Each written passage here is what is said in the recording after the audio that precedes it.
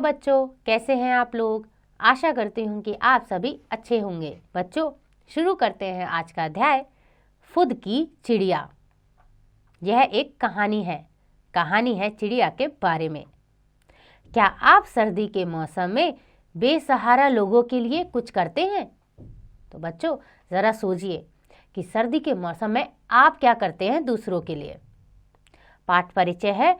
प्रस्तुत कहानी में फुद की चिड़िया के माध्यम से मानवीय संवेदनाओं को व्यक्त किया गया है।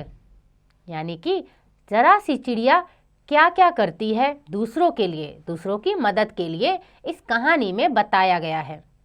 तो आइए शुरू करते हैं कहानी फुद की चिड़िया। एक दिन फुद की चिड़िया उड़ते उड़ते जामुन के एक पेड़ पर आकर बैठ गई। पेड़ पर कई पक्षियों के घोंसले थे।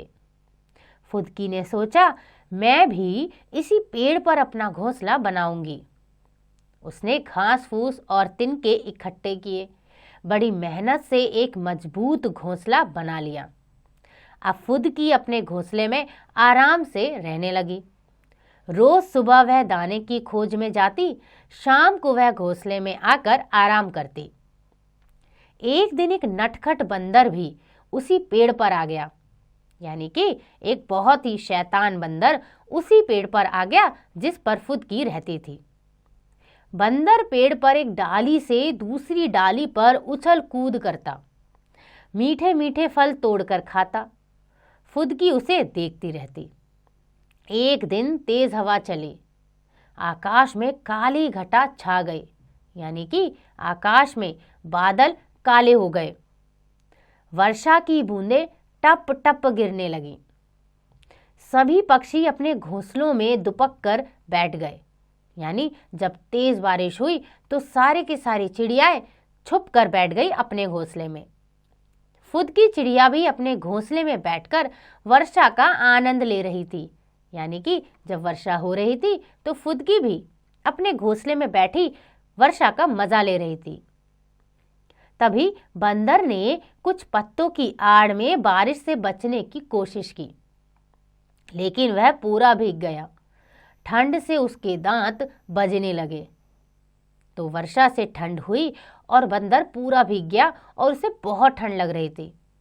बंदर की ये हालत देखकर फुद की चिड़िया बोली, बंदर भाई, सब अपने अपने घर में रहते हैं, तुम भी अपना घर क्यों नहीं बना लेते?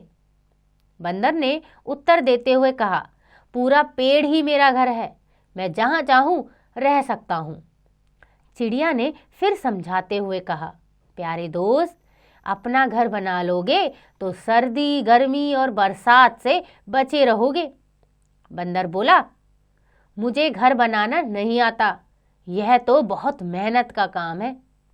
फुदकी बोलती है, मैं तो अपनी छोटी सी चोंच से ही तिनके जोड़ जोड़ कर घोंसला बना लेती हूँ। तुम्हारे पास तो मनुष्यों की तरह यानी आदमियों की तरह हाथ पैर भी हैं, फिर भी तुम मेहनत से घबराते हो क्यों?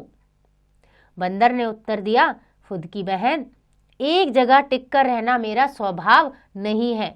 यानी मेरी ऐसी आदत नहीं कि मैं एक ही जगह बैठा रहूं। मैं तो जहां रह लूं वही मेरा घर है। थोड़ी देर बाद वर्षा रुक गई।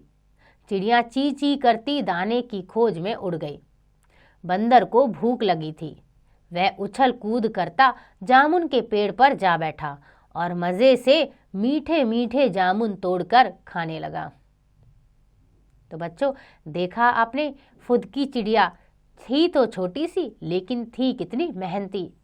मेहनत करके ही उसने एक घोंसला जोड़ा और उसमें रहने लगी। तो मुसीबत के समय भी उसके पास एक घर था, लेकिन वह बंदर जिसके पास कोई घर नहीं था, वह कितनी परेशानी में था जब वर्षा हुई। तो बच्चों, इस कहानी से यही सीख मिलती है कि हमें मेहनत करते रहना चाहिए, क्योंकि मेहनत करने से ही हमें उसका फल भी अच्छा मिलता है।